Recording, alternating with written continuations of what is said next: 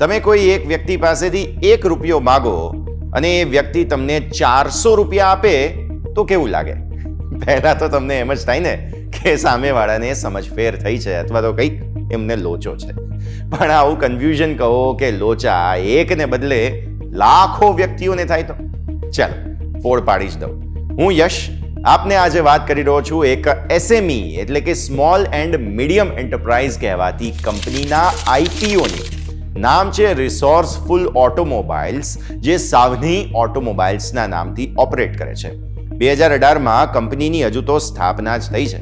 Basically company Yamaha કંપનીના motorcycle વેચવા માટેના શોરૂમ ધરાવે છે, ડીલરશિપ. 2 શોરૂમ છે, 8 પરમનન્ટ કર્મચારીઓ છે, 1 વર્કશોપ કે સર્વિસ સેન્ટર જે કહો તે. પણ આ કંપની SME માર્કેટમાં IPO લઈને આવેલી.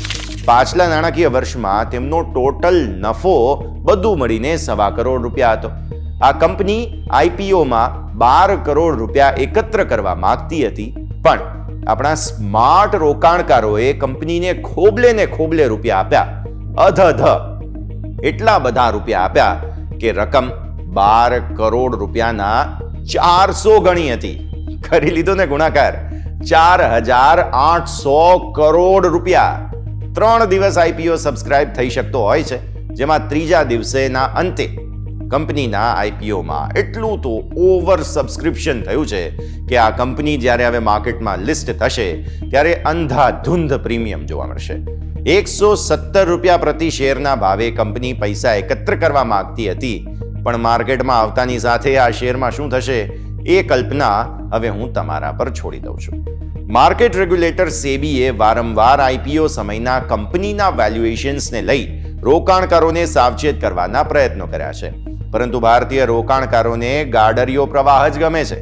લોકો એકબીજાને જોઈને જ IPO ભરે છે, પરંતુ સ્માર્ટ રોકાણકાર તો એ જ કહેવાય જે કંપનીના RHP, DRHP ડોક્યુમેન્ટ્સ જુએ, કંપનીના પરફોર્મન્સને સમજે અને જાણે પછી જ IPO સબસ્ક્રાઇબ કરે.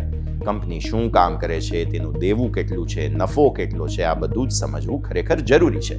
સીધા તું કરે છે એટલે હું પણ અપ્લાય કરી દઉં એવા પ્રકારના શોર્ટકટ અપનાવનારા રોકાણકારો પણ સેબીના પહેલા સર્ક્યુલર જેવા જ છે કે જેમાં 8 રોકાણકારોની યાદી હોય છે. યાદ ન હોય તો હું જણાવી દઉં. F&Oમાં કારોબાર કરનારા 10માંથી 8 લોકો નુકસાન કરે છે. એટલે કોપી ઇન્વેસ્ટર નહીં, સ્માર્ટ ઇન્વેસ્ટર બનો તેવી આજે અમે તમને અપીલ કરીએ છીએ.